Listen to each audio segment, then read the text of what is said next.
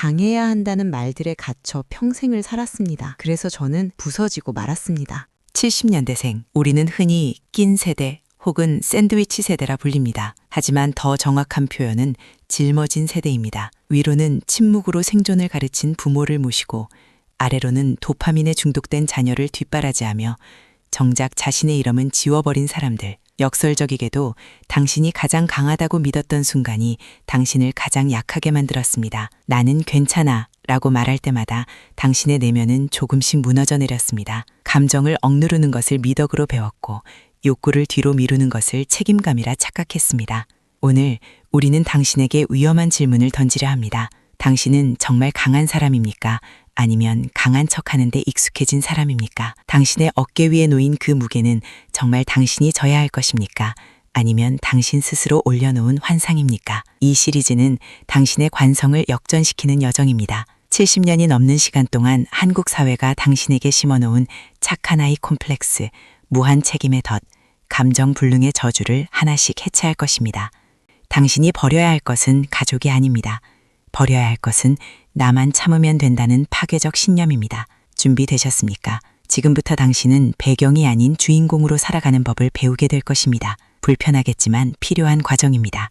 왜냐하면 당신의 시간은 유한하니까요. 1막, 당신은 왜 고장났는가? 1장, 수리 세대의 저주. 우리 70년대생들은 무언가 고장나면 새로 사기보다 직접 고쳐 쓰는 법을 배우며 자랐습니다. 고무줄이 늘어난 팬티는 줄을 바꿔 끼웠고 망가진 장난감은 본드로 붙였으며 해진 양말은 깁기를 반복했습니다. 책임감은 이론이 아니라 우리가 마시는 공기 그 자체였죠. 문제는 당신이 자신의 마음이 고장났을 때조차 스스로를 수리해서 쓰려 한다는 점입니다. 불안은 커피로 누르고 우울은 잠으로 묻고 분노는 운동으로 소진시킵니다. 마치 페이프로 붙인 안경테처럼 당신은 부서진 감정을 임시방편으로 이어붙이며 버티고 있습니다. 심리학에서는 이를 감정회피, 이모셔널 어보이던스라 부릅니다. 당신은 감정을 느끼는 대신 관리하려 듭니다. 슬픔을 경험하는 대신 별일 아니야 라고 치환하고 분노를 표출하는 대신 이해해 라고 자신을 설득합니다. 이것이 반복되면 감정은 지하실에 쌓인 곰팡이처럼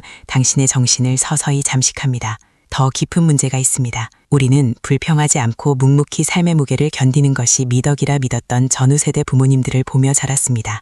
그들은 전쟁과 가난을 겪으며 살아있는 것만으로 감사하다는 생존 논리를 내면화했고 우리에게 그것을 무의식적으로 전수했습니다. 결과적으로 우리는 힘들어도 힘들다고 말하지 못하는 침묵의 심리학을 체득했습니다. 부모님 고생에 비하면 이건 아무것도 아니야 라는 생각이 당신의 고통을 정당화하지 못하게 만들었습니다. 하지만 고통은 상대적이지 않습니다. 당신의 아픔은 비교 대상이 아니라 존중받아야 할 실제입니다.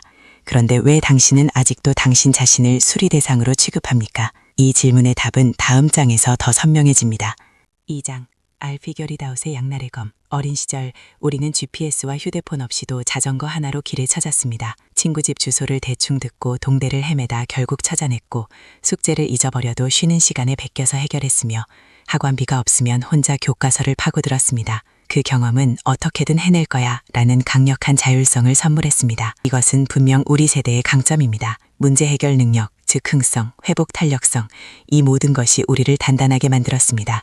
하지만 동시에 이것은 위험한 결론으로 이어졌습니다. 나만 참으면 모두가 평화롭다. 심리학자 마틴 셀리그만은 학습된 무기력, 런드 헬플리스니스라는 개념을 제시했습니다. 반복적으로 통제할 수 없는 상황에 놓이면 사람은 스스로를 도울 능력이 있음에도 포기하게 된다는 이론입니다.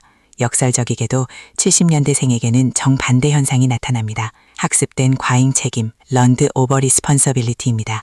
당신은 모든 문제를 스스로 해결할 수 있다고 배웠습니다. 그래서 도움을 요청하는 것이 나약함이라고 여깁니다. 부모의 병원비와 자녀의 학원비 사이에서 당신은 자신의 감정을 가장 뒤로 밀어두고 있습니다. 취미는 사치이고 휴식은 게으름이며 욕망은 이기심이라고 스스로를 판결합니다.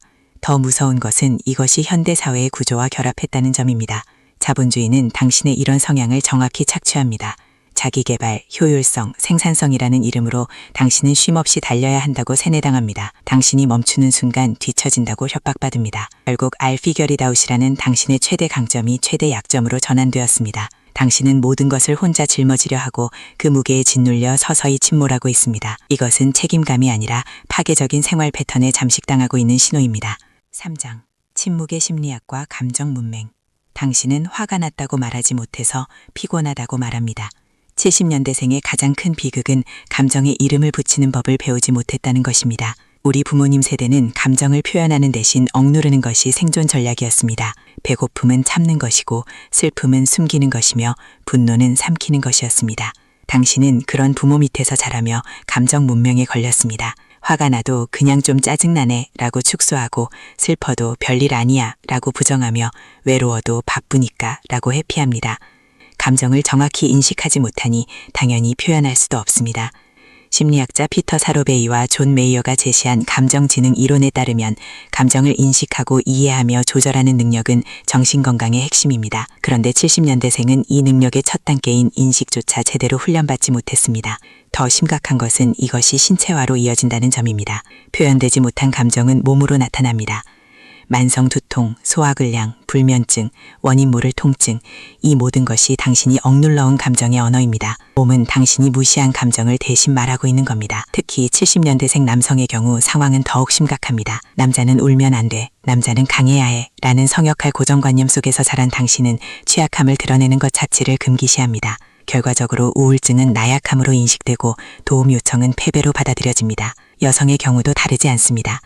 여자는 착해야 해, 참을성이 있어야 해 라는 메시지 속에서 분노는 히스테리로 낙인 찍히고 주장은 이기적이라고 비난받습니다.